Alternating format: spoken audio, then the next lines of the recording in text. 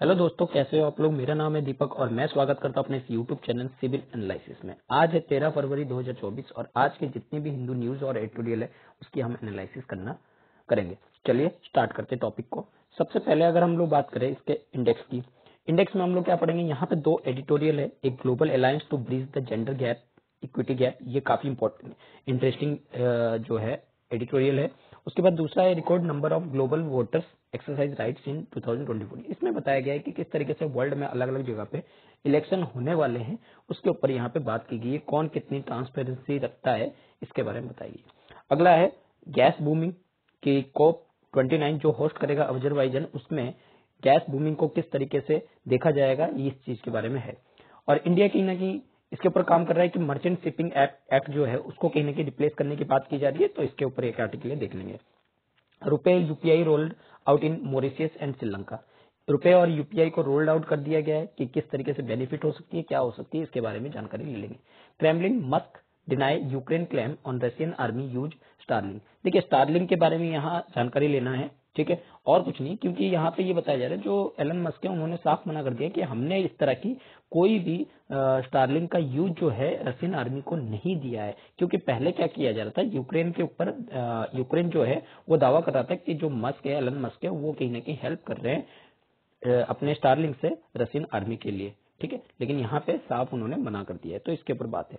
Hygienic sanitation rating system for hotel resort and home stay yet to be take off. अब यहाँ पे hospitality की बात की जा रही है, तो इसके बारे में भी हम लोग एक आर्टिकल को देख लेंगे। लास्ट में लैकिंग सेफ्टी नेट।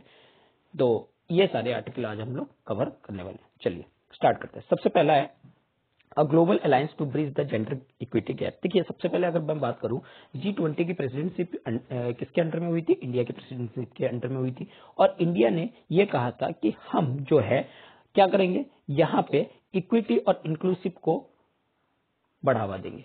यानी कि हमारे यहाँ पे इक्विटी और इंक्लूसिव को हम लोग कहीं ना कहीं इंडिया में बढ़ावा देंगे और इंडिया के डेवलपमेंट में हेल्प करेंगे। और यही चीज कहीं ना कहीं अदर कंट्रीज को भी जो है बताया गया था। तो यहाँ पे बात की जा रही है किस किस तरीके से इक्विलिटी और इंक्लूसिव अगर ग्लोबल में इंक्लूड हो जाए तो किस तरीके से हम लोग अलग अलग चीजों को टैकल कर सकते हैं। यानी कि अगर हमारे देश में अगर पार्टिसिपेशन वुमेन्स का नहीं होगा, इक्विटी नहीं होगा, इंक्लूसिवनेस नहीं होगा, तो कहीं ना कहीं हम लोग लैक हो जाएंगे और बाकी डेवलपमेंट में। तो यहाँ पे इस चीज के ऊपर बात की जा रही है। जैसे कि हम लोग अगर बात करें सोशियो इकोनॉमिक के लिए, एम्पावरमेंट के लिए, ब्रिजिंग डिजिटल डिवाइड के लिए, ड्राइविंग क्लाइमेट एक्शन के लिए, या फिर food security, nutrition, health, wellbeing, इन सब के लिए कहीं ना कहीं हमें इक्विटी की जरूरत है और इन सब के लिए हमें इंक्लूसिवनेस की जरूरत है। अगर यहाँ पे अगर बात की जाए, अगर हमें ग्रोथ करना है, ग्रोथ एजेंडा को आगे बढ़ाना है, तो कहीं ना कहीं वुमेन लेड डेवलपमेंट जो है करना होगा, ठीक है। इस टाइम पे वर्ल्ड इकोनॉमिक फोरम जो कि जनवरी में हुआ था इस साल के, तो यहाँ पे इंडिया ने क्या मिशन लिया था कि हम जेंडर इक्विटी को कहीं ना कहीं आगे की तरफ बढ़ाएंगे। और साथ ही साथ इन्होंने लॉन्च किया था alliance for global good gender equity and equality को भी। यहाँ पे मल्टी स्टेक इनिशिएटिव लिया गया है इंडिया के द्वारा, ठीक है, अलग अलग, जिससे कि सोशियो इकोनॉमिक में एक्सलेशन आए या फिर उनमें जो ग्लोबल इंपैक्ट हो रहा है उसको कहीं ना कहीं रोका जा सके। तो इस तरह से इंडिया ने बहुत सारी चीजों में कहीं ना कहीं इक्विटी और इक्वलिटी लाने की कोशिश की है, ठीक है। अब यहाँ पे जेंडर इक्विटी की जो मेन स्ट्रीम या इक्वलिटी की बात की जा रही है, उसमें कहीं ना कहीं डेवलपमेंट एरिया जो है गवर्नमेंट का, वो काफी सालों से चलते हुए आ रहा है, ठीक है। लेकिन अगर हम वुमेन जैसे इस लास्ट ईयर की देखा जाए तो इंडिया ने क्या किया है, वुमेन रिजर्वेशन बिल जो कि लाया है, उसके बाद 1/3 सीट का रिजर्वेशन पार्लियामेंट में या स्टेट असेंबली में, ये कहीं ना कहीं वुमेन एम्पावरमेंट को दिखाता है और वुमेन की पार्टिसिपेशन को दिखाता है। अगर हम इसके इम्प्रूवमेंट की बात करें तो इंडिया की जो गवर्नेंस है वो कहीं ना कहीं इसको बढ़ाते जा रहा है और लगभग हमने $27 बिलियन जो है जेंडर बजट 2023-24 के लिए भी अलोकेशन किया है। ये कहीं ना कहीं कमिटमेंट किया है कि वुमेन लेड डेवलपमेंट भी इसके थ्रू होंगे, ठीक है। ओवरऑल $27 बिलियन है।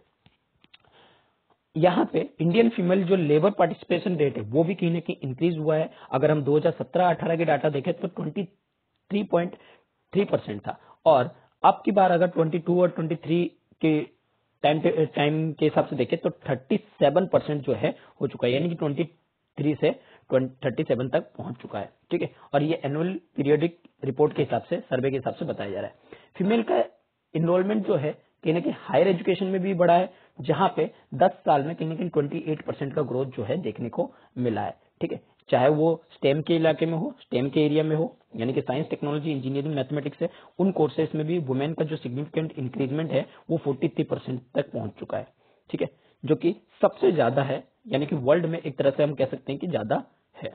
ठीक है, अगर रूरल इंडिया की बात करें तो यहाँ पे भी पार्टिसिपेशन जो है 9 करोड़ वुमेन जो है, 9 करोड़ वुमेन की पार्टिसिपेशन में 83 लाख सेल्फ हेल्प ग्रुप है, जो इंप्रूव करती है कि सोशल इकोनॉमिकल कंडीशन इंडिया की जो है रूरल एरिया में किस तरीके से बढ़ा है। ठीक है, तो अब एक इंडिया का कंट्रीब्यूशन क्या बताता है कि यहाँ पे ये बताया जा रहा है, जो ग्लोबल लीडर है वो बता रहे हैं यूनाइटेड नेशन पीस कीपिंग हो, ठीक है, वर्ल्ड में, तो इनमें भी कहीं ना कहीं पार्टिसिपेशन दिखा है, एक्सप्लोरेशन हो, स्पोर्ट्स हो, एंटरप्रेन्योरशिप हो, इन सब में कहीं ना कहीं देखने को मिला है। ठीक है, तो जैसे कि ये जो एंथुजियाज्म है ये किसके द्वारा लेड किया जाता है, ज्यादातर women and ministry of women and child development confederation and Indian industry at Davos में किया गया है, जो कि ये दिखाता है ग्लोबल इंटरेस्ट और क्यूरियोसिटी को किस तरीके से बढ़ाया गया है। इस तरीके की सेवरल सब जो प्लेटफॉर्म है वो कहीं ना कहीं डेलिब्रेटेड करते हैं अराउंड किसके, वर्ल्ड के, जिससे कि ये कंट्रीब्यूट हो सके, ज्वाइन हो सके और इंक्लूसिवनेस की डेवलपमेंट को बढ़ा सके। जो alliance for global development equity है या इक्वलिटी है, वो अब सर्व कर रहा है एक प्लेटफॉर्म की तरह, एक चैनलाइज कर रहा है कि वो रिजल्ट को किस तरीके से बेटर कर सके ग्लोबल लेवल पे। जो ये अलायंस है वो कहीं ना कहीं एंकर करता है सीआईआई सेंटर्स को, या फिर वुमेन लीडरशिप को, या फिर guiding ministry of women and child development को, या गवर्नमेंट ऑफ सपोर्ट की जो भी मिलिंडा गेट फाउंडेशन को, इन सबको, ताकि वो एक साथ आ सके, थिंक टैंक हो गया, इंडस्ट्री कंट्रीज हो गए, सब एक साथ आ सके और ऑगमेंट कर सके किसको, वुमेन एम्पावरमेंट को। ठीक है, पार्टनरशिप, यहाँ पे अगर पार्टनरशिप की बात की जाए, वर्ल्ड इकोनॉमिक फोरम जो है एक नेटवर्क पार्टनरशिप इनिशिएटिव किया है, जिसमें कि यहाँ पे ग्लोबल रेलिवेंस हो और जिससे कि ग्लोबल जो ग्रोथ हो उसको कहीं ना कहीं रिजॉल्व किया सके एक साथ और इक्विटेबल तरीके से और इंक्लूसिव तरीके से।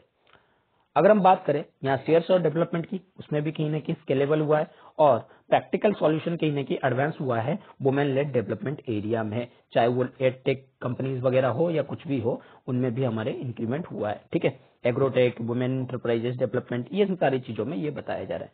तो इनका कंक्लूजन क्या निकलता है, इनके कंक्लूजन ये बताता है, अगर हम वसुधैव कुटुंबकम की थीम को अगर लेके चले हैं, कहीं ना कहीं हमें उस राह को और तेजी से ग्रोथ करना होगा और हमें सबका साथ सबका विकास जो है हम जो लेके चले हैं उस तरफ हमारे कदम को ठीक तरीके से रखना पड़ेगा और इक्विटेबल और इक्वलिटी को हमें कहीं ना कहीं आगे तक बढ़ाना पड़ेगा। ठीक है, चलिए आगे बढ़ते हैं। अगला आर्टिकल है a record number of global voters exercise rights in 2024। देखिए क्या हो रहा है, अभी अगर बात की जाए तो लगभग 50 ऐसे कंट्रीज है जहां पे इलेक्शन होना है 2023-24 में, 24-25 के बीच में, यानी कि 2024 में जो ईयर है उसमें इलेक्शन होना है। अब उस इलेक्शन में कहीं ना कहीं बहुत सारे वोटर्स पार्टिसिपेशन होंगे और ये जो बताया जा रहा है 2024 का जो इलेक्शन है वो काफी इंपॉर्टेंट होने वाला है, क्योंकि सबसे बड़ी कहीं ना कहीं इसमें बहुत सारे कंट्री इंक्लूडेड होने वाले, लगभग 50 कंट्री जो है इंक्लूडेड होने वाले हैं और ये काफी नंबर में, काफी लार्ज नंबर में जो है वोटर्स कहीं ना कहीं एक्सरसाइज करेंगे अपनी राइट्स को 2024 में। इस चीज की बात की गई है। अगर हम बात करें तो यहाँ पे वोटिंग किस किस एरिया की हो रही है, एशिया की हो रही है, एशिया हो गया, एशिया में आपके पाकिस्तान हो गया, इंडिया हो गया, आपके मलेशिया हो गया, सॉरी जकार्ता वगैरह, मलेशिया वगैरह हो गया। ठीक है, और आपके पाकिस्तान हो गया। ठीक है, तो और अगर रसिया की बात की जाए, रसिया हो रहा है, मलेशिया नहीं, इंडोनेशिया, और कुछ पॉकेट्स में साउथ अफ्रीका के कुछ पॉकेट्स हो रहे हैं, और हमारा जो नॉर्थ की तरफ अगर पैसिफिक ओशियन की तरफ देखा जाए तो यूएस, यानी कि नॉर्थ अमेरिका की तरफ देखा जाए, यूएस वगैरह की भी इलेक्शन कुछ इसी साल होने हैं। अब यहाँ पे इलेक्शन अगर हो रहे तो इसका मतलब ये देखने की बात है कौन कितने फेयर तरीके से इलेक्शन कराता है। ठीक है, अगर हम बात करें सबसे अगर रिकॉर्ड खराब है तो यहाँ पे एक इंडस्ट्री का नाम दिया गया है जो कि ये करवाते हैं, जैसे कि आपके वीडेम इंस्टीट्यूशन जो कि एक्सपोर्ट असेसमेंट कराती है, जहां पे ये बताते हैं कि इलेक्शन जो है वायलेंस के थ्रू तो नहीं हो रहा है, गवर्नमेंट इंटिमिडेशन के थ्रू तो नहीं हो रहा, फ्रॉड के थ्रू तो नहीं हो रहा, इन सब चीजों को फेयर करता है। और यहाँ पे एक मेजर किया है कि 0 से लेके इन्होंने 1 तक का एक ग्रुप बनाया है, यानी कि इनके बीच में 0 यानी कि पुअर क्वालिटी है और 1 मतलब अच्छी क्वालिटी की है। और इंडिया का जो रैंकिंग है अगर देखा जाए तो यहाँ पे 53 टू 0.75 के बीच में। अगर सबसे खराब अगर किसी का है तो कॉमरोस जो कि एक अफ्रीकन कंट्रीज है, आइलैंड कंट्रीज है, जहां पे इलेक्शन जो है सबसे ज्यादा खराब है और कहीं ना कहीं यहाँ डिक्टेटरशिप स्थापित होने की संभावना, यही चीज बताया जा रहा है। ठीक है, तो यहाँ पे इसी चीज की बात की गई कि किस तरीके से हमें इक्विटेबल तरीके से या फिर हमें इंक्लूसिव तरीके से या फिर फ्री एंड फेयर इलेक्शन जो है करवाना चाहिए, किस तरीके से वोटर के राइट्स को ठीक रखना चाहिए। ठीक है, तो यहाँ पे इस चीज के बारे में बताया गया है। चलिए आगे बढ़ते हैं। अगला है gas booming for UN COP29 host Azerbaijan. देखिए इस बार का जो COP29 होस्ट कर रहा है वो कौन कर रहा है? अजरबैजान। यहाँ पे बात चल रही है कि आप गैस बूमिंग को किस तरीके से आगे बढ़ाएंगे, क्योंकि अगर हम COP28 को देखें तो उस टाइम पे कौन किया था? दुबई ने किया था होस्ट। और यहाँ पे जो बात की गई थी ऑयल फ्यूल्ड के बारे में, किस तरह से ऑयल फ्यूल्ड को इंक्रीज किया जा सकता है या फिर क्रूड ऑयल को किस तरीके से इंक्रीज किया जा सकता है। लेकिन अब अगर बात की जा रही है तो नजर सबके अजरबैजान पे है कि किस तरीके से आप जो है क्या करोगे? गैस की बूमिंग को इंक्रीज करोगे। ठीक है, अगर फॉर्मर सोवियत रिपब्लिक की बात की जाए जहां पे 10 मिलियन पीपल जो है वो हाइड्रोकार्बन्स ऑन ट्रैक वो चाहते हैं कि इंक्रीज हो, यानी कि 35% जो है नेक्स्ट 10 ईयर में इंक्रीज होने की यहाँ पे बात की जा रही है। और ये कहीं ना कहीं इफेक्ट पड़ेगा कि आपके ग्लोबल वार्मिंग पे भी। तो आप किस तरीके से ये पॉलिसीज वगैरह जो है बनाते हो कि ताकि आप ग्लोबल क्लाइमेट को भी टैकल कर सको, इसके साथ साथ इंक्रीज कर सको किसके? ग्लोबल एनर्जी को भी, यानी कि गैस बूमिंग को भी इंक्रीज कर सकते हो।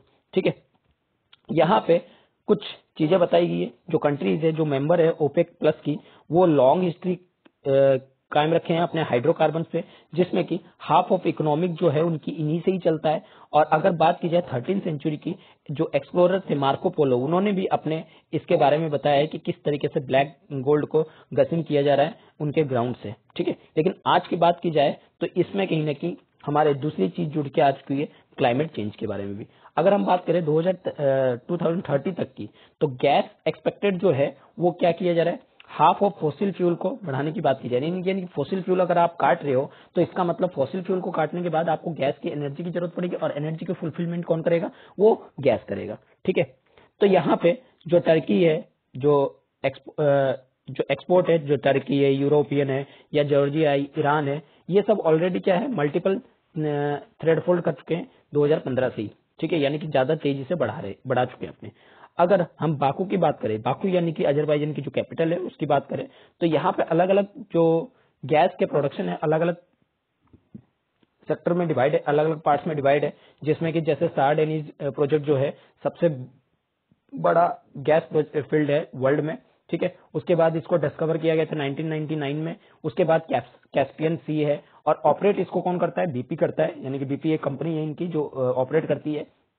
और इसके साथ साथ यूमिड बाबेक और आबू सेरन जो है इंक्रीज करता है इनके आउटपुट को, किस तरीके से इसको बढ़ाना चाहिए। तो ये सारी चीजों को बताया जा रहा है। और इसका जो ऑब्जेक्टिव है, ऑब्जेक्टिव क्या है? कि एग्रीमेंट करना कि किस तरीके से गैस जो एक्सपोर्ट है उसको डबल किया जा सके, यानी कि 20 बिलियन क्यूबिक मीटर जो है बढ़ाया जा सके। ठीक है, जो सबसे ज्यादा अगर ऑब्स्टेकल की बात करें, परेशानी की बात करें, यहाँ परेशानी क्या हो रही है? सबसे पहले इसकी पाइपलाइन को, किस तरीके से इसके पाइपलाइंस को इंक्रीज किया जाए, ये एक परेशानी का सबक बन रहा है। क्योंकि अलग अलग एरिया में आपको इंक्रीज तो करना है, और साथ ही साथ आपको ये भी देखना है कि किस तरीके से इसके पाइपलाइन को, इनके कॉस्टिंग को किस तरीके से बढ़ाया जाए, इस चीज के ऊपर भी बात चलेगी। चलिए आगे बात करते हैं। अगला है ये अजरबैजान का मैप देख सकते हैं, जिसमें आपके ये नागोर्नो कराबाख है। ठीक है, जो कि सबसे ज्यादा डिस्प्यूटेड एरिया रहता है आर्मेनिया और इसके। ये भी एक नेक्सिवन जो है वो भी अजरबैजान का पार्ट है। अगर बात की जाए जॉर्जिया, रसिया, टर्की, ईरान और आर्मेनिया, ये अजरबैजान के नेबरिंग कंट्री है। ठीक है, चलिए आगे बढ़ते हैं। अगर इसकी कैस्पियन सी देखें, कैस्पियन सी इसके अजरबैजान के बॉर्डरिंग कंट्री के लगने वाला जो है सी भी है। ठीक है, चलिए आगे बात करते हैं। Indian examine reworking of merchant shipping act. क्या बताया जा रहा है? इंडिया कहीं ना कहीं अपने मर्चेंट शिपिंग एक्ट जो रिप्लेस करने की बात की जा रही है, जो इकोनॉमियस एक्ट जो 1958 में बनाया गया था उसको कहीं ना कहीं रिप्लेस करने की बात की जा रही है। यहाँ जो नई प्रोविजन है उसमें कहीं ना कहीं अप टू डेट करना पड़ेगा कि इंटरनेशनल मरीन कन्वेंशन को, जिसमें की कंट्री जो है जो की पार्टी है। ठीक है, और इसके साथ साथ जो रजिस्ट्रेशन है शिपिंग का, शिप्स का, जो इंडियन फ्लैग्स बाय एनआरआई के लिए, उनको कहीं ना कहीं थोड़ी सी रजिस्ट्रेशन में इजियर करना पड़ेगा, ओवरसीज सिटीजनशिप के लिए, कॉर्पोरेट्स के लिए, और साथ ही साथ लिमिटेड लाइबिलिटी पार्टनरशिप को कहीं ना कहीं यहाँ पे देखना पड़ेगा, जिसके वजह से इसके एक्ट में थोड़ा सा चेंजेस करने की बात यहाँ पे की जा रही है। ठीक है, और यहाँ पे कहीं ना कहीं डिजिटल चीजों को कहीं ना कहीं बढ़ाने की बात की जा रही है, जैसे ई डॉक्यूमेंट, जैसे कि लॉग बुक्स, रिकॉर्ड बुक्स, इन सबको इंक्रीज करने की बात की जा रही है। जो चेंजेस हो रही है लॉ में वो कहीं ना कहीं प्रपोज करेगा कि करेंटली किस तरीके से हम लोग डेलिब्रेट कर सके अलग कंट्रीज के साथ, और यहाँ पे जो मिनिस्ट्री है, ministry of port shipping waterways, ये कहीं ना कहीं नोडल मिनिस्ट्री है इस चीज को बिल को लाने के लिए। अगर प्रपोज किया जाएगा इसमें अंडर न्यू प्रोविजन, जिसमें 3 टायर डिस्प्यूट रिजोल्यूशन मैकेनिज्म होगा। ठीक है, यानी कि 3 तरीके से डिस्प्यूट मैकेनिज्म होगा जिसमें कि इसको डिस्प्यूट को सॉल्व किया जाए। पहले अगर बात की जाए शिप ऑनर और सेल्वर, सेल्वर यानी कि जो सेल्विंग शिप जो लॉस्ट हो जाती है, जो ढूंढते हैं उनके लिए। ठीक है, दूसरी सीज फेरर और ऑनर, और या फिर मास्टर या एजेंट शिप इनके द्वारा। ठीक है, अगर रिजोल्यूशन मैकेनिज्म की बात की जाए, यहाँ की न की अवॉर्ड किया जाएगा ship mass enforcement instead of enforcement of magistrate के द्वारा। ठीक है, तो ये सारी चीजों को बताया जा रहा है कि अनसेफ जो भी कि किस तरीके से जो वेसल्स है वो अगर पुरानी हो चुकी है तो उसको अबेंडन करने में, या फिर अनसेफ वेसल्स को किस तरीके से नए रूल्स में या नए रेगुलेशन लाने की बात भी की जा रही है कि किस तरीके से अगर कोई शिप पुरानी शिप को लाते हैं तो उसमें क्या नए रूल्स होने चाहिए, क्या रेगुलेशन होनी चाहिए किसी कंट्री से अगर हम खरीदते हैं या फिर लेते हैं, तो इन सब के बारे में भी बात होगी। ठीक है, चलिए आगे बात करते हैं। रुपए UPI rolled out Mauritius Sri Lanka. क्या बताया जा रहा है यहाँ पे? जो रुपए कार्ड है और यूनिफाइड पेमेंट इंटरफेस है उसको कहीं ना कहीं इंडिया, मॉरिशियस और साथ ही साथ यूपीआई कनेक्टिविटी इंडिया और श्रीलंका के बीच में भी स्टेब्लिश किया गया है। ठीक है, तो यानी कि यहाँ पे मॉरिशियस और इंडिया और श्रीलंका के बीच में यूपीआई कनेक्टिविटी को कहीं ना कहीं इंक्रीज किया गया है, यानी कि जो आपके डिजिटल टेक्नोलॉजी है उनको किस तरह से इंक्रीज किया गया है, और इसको फैसिलिटेट करने वाला कौन है? आपके रिजर्व बैंक ऑफ इंडिया है।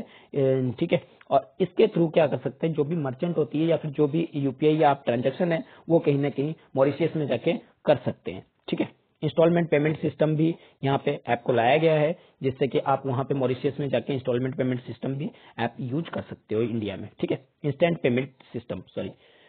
अगर बात की जाए इसके बाद रुपए टेक्नोलॉजी को या मोकस कार्ड स्कीम जो कि मॉरिशियस में चलता है, ठीक है, उसको इनेबल करने की बात की गई है मॉरिशियस में, जिससे कि रुपए कार्ड वो डोमेस्टिकली इशू कर सके। ठीक है, इसके बाद ये जो कार्ड है वो यूज होंगे एटीएम्स में या फिर जो पॉइंट ऑफ स्टेशन है वहां पे भी।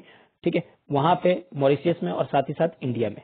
इंडिया का जो रुपए कार्ड है वो कहीं ना कहीं एटीएम के द्वारा एक्सेप्टेड किया जाएगा, पोस्ट टर्मिनेट मॉरिशियस में भी। ठीक है, ये आरबीआई ने इस तरह के स्टेटमेंट दिए। इस तरह की डिजिटल कनेक्टिविटी श्रीलंका में भी लाई गई है, जिससे कि ट्रैवलिंग को या फिर ट्रैवलर जो है वो क्यूआर कोड के थ्रू अपना पेमेंट कर सकता है मर्चेंट को, या लोकेशन जो भी श्रीलंका के लोकेशन है किसी भी एरिया में उस यूपीआई के थ्रू कर सकता है। ठीक है, और जो प्रोजेक्ट है वो डेवलप किया गया और एग्जीक्यूट किया गया किसके द्वारा? एनपीसीआई के द्वारा, इंटरनेशनल पेमेंट लिमिटेड के द्वारा। साथ ही साथ पार्टनर बैंक्स, नॉन बैंक जो कि मॉरिशियस में है, श्रीलंका में है, किसके अंडर के गाइडेंस में? आरबीआई के गाइडेंस में इसको किया गया है। चलिए आगे बात करते हैं क्रेमलिन। जैसे कि मैंने स्टार्टिंग में ही आप लोग को बता दिया था कि किस तरीके से एलन मस्क ने डिनाई कर दिया है कि हम लोग स्टारलिंक को जो है आर्मी यूज के लिए नहीं दे रहे। तो यहाँ पे बात हो जाती है स्टारलिंक। स्टारलिंक क्या है? स्टारलिंक है कि एक ग्रुप ऑफ आपके सैटेलाइट्स है जो कि लोअर ऑर्बिट में जो है स्टेशन है, और ये क्या करते हैं? कनेक्टिविटी पहुंचाते हैं अलग अलग जगह पे, यानी कि रिमोट एरिया में ये कनेक्टिविटी पहुंचाने के लिए हेल्पफुल करते हैं। और उस जहां पे जिस एरिया में ये पहुंच नहीं पाता, रिमोट लोकेशन पे जहां पे इंटरनेट पहुंच नहीं पाता है, वहां पे कहीं ना कहीं जो कम्युनिकेशन इंफ्रास्ट्रक्चर को वो नॉर्मलाइज कर देता है, और जिसके वजह से वहां पे कम्युनिकेशन सिस्टम को ठीक किया जा सकता है। और अगर बात की जाए स्टारलिंक की, तो इसकी जो लाइफ स्पेंडिंग होती है, लाइफ स्पैन होती है, वो 5 साल होती है और उसके बाद 5 साल के बाद ये डेब्रिस के रूप में बाहर निकल जाती है। और अगर बात की जाए 5 साल की, तो सबसे पहले रोल आउट 2019 में किया गया था इसका रोल आउट, ठीक है, एलन मस्क की कंपनी द्वारा किया गया था। और इसके बाद अगर देखा जाए तो ये जो है इतना ज्यादा भी पॉल्यूशन नहीं फैलाता है, ठीक है। चलिए आगे बात करते हैं। अगला आर्टिकल है hygiene sanitation rating system for hotel. यहाँ पे बात की जा रही है कि किस तरीके से हमें होटल सिस्टम को जो हाइजीनिक या सैनिटेशन के हिसाब से रेटिंग सिस्टम प्रोवाइड करनी चाहिए। और इससे क्या होगा कि जो हॉस्पिटलिटी है उसको कहीं ना कहीं इंक्रीज करेगा। जो हमने रैंकिंग सिस्टम स्वच्छता ग्रीन लीफ रेटिंग जो है वो लॉन्च की है नवंबर की लास्ट ईयर में, तो वहां पे और किसके द्वारा लॉन्च किया गया, यूनियन टूरिज्म मिनिस्टर जो कि कोलैबोरेशन किए थे department of drinking water and sanitation के साथ।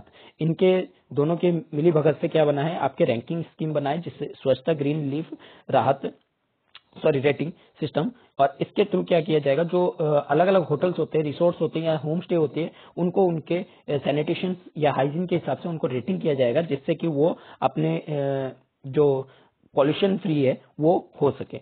और यहाँ पे ये जो कॉन्सेप्ट है वो इस स्कीम के थ्रू प्रिपेयर किया गया था और ये प्रपोज किया गया था स्वच्छता ग्रीन लीफ रेटिंग सिस्टम को, जिससे कि हॉस्पिटलिटी फैसिलिटीज जो है कंट्री में क्या हो, इंक्रीज हो, चाहे वो रेस्टोरेंट के साथ हो, चाहे वो विदाउट रेस्टोरेंट के साथ हो, ठीक है। जो टारगेट ग्रुप है वो कौन कौन से थे, होटल थे, लॉज थे, होम स्टे थे, धर्मशाला थे, कैंप्स थे, जिसमें कि पोर्टेबल टॉयलेट की सुविधा भी हो। रेटिंग जो है वो बेस्ड कंप्लायंस करेंगे, यानी कि जो सेफ ड्रिंकिंग किस तरह से प्रैक्टिस किया जा रहा है या नहीं किया जा रहा है, इन सब चीज को। जो ये ऑब्जेक्टिव है वो कहीं ना कहीं प्रिवेंट करेगा आपके पॉल्यूशन इन वाटर, जो कि वाटर बॉडीज में, या फिर आपके जो क्लीननेस को इंक्रीज करेगा। अगर हम बात करें रेटिंग सिस्टम की, जो ये मांगते हैं कि अचीवमेंट थ्रू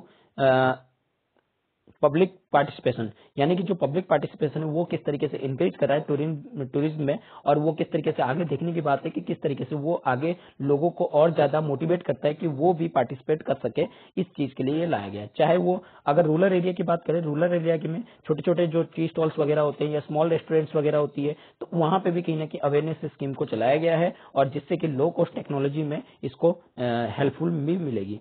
और अगर इसकी बात की जाए, यहाँ पे 3 टायर की कमेटी बनाई गई है जो इस चीज को इंप्लीमेंट करने में हेल्प करेगी, जिसमें सबसे पहले सब कमेटी जो कि फॉर्म किया गया सब डिवीजन मजिस्ट्रेट के द्वारा, और जो कि ग्राउंड वेरिफिकेशन करेगा। उसके बाद डिस्ट्रिक्ट कमेटी जो कि डिस्ट्रिक्ट कलेक्टर चेयर करेंगे, और लास्ट में स्टेट लेवल कमेटी जो कि चीफ सेक्रेटरी जो है हेडेड करेंगे, ठीक है।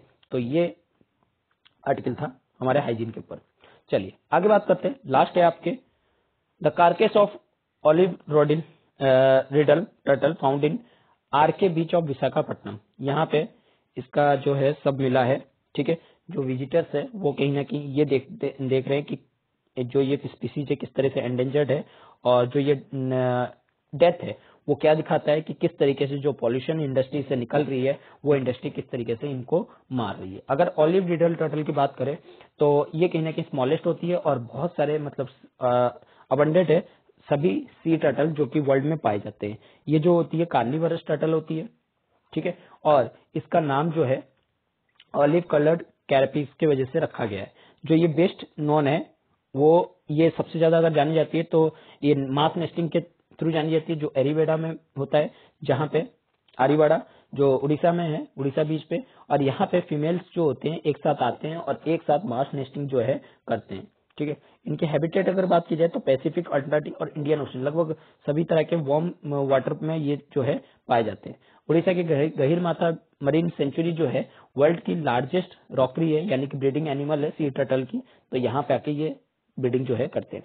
अगर हम IUCN की स्टेटस की बात करें तो ये वल्नरेबल की कैटेगरी में रखा गया है, साइट्स में, अपेंडिक्स में, और आपके शेड्यूल वर्ल्ड की कैटेगरी में इसको रखा गया है। चलिए, तो आई होप कि आपको आज का लेक्चर अच्छा लगा होगा। अगर लेक्चर अच्छा लगा है तो इसको लाइक कीजिए, अपने दोस्तों के साथ शेयर कीजिए और सब्सक्राइब करना ना भूलिए। Thank you.